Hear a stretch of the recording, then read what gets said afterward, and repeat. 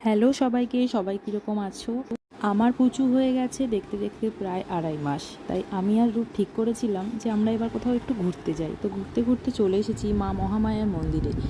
পুচুকে রেখে বাড়িতে এসেছি। বাড়িতে ও ঠাকুমা আর ও দাদু ভাইয়ের কাছে আছে।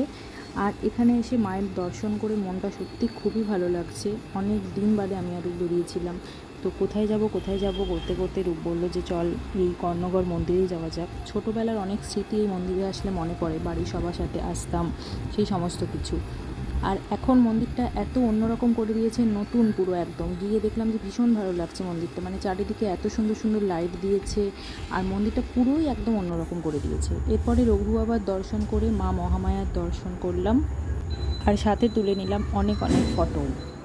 আর আমার পুচকুর ভিডিও নিয়ে খুব তাড়াতাড়ি আসছি, তার জন্য আমার চ্যানেলটাতে চোখ রাখতে হবে। আর আমার পুচুর নাম কি সেই সব কিছু জানতে গেলে চ্যানেলটাকে সাবস্ক্রাইব করতে হবে।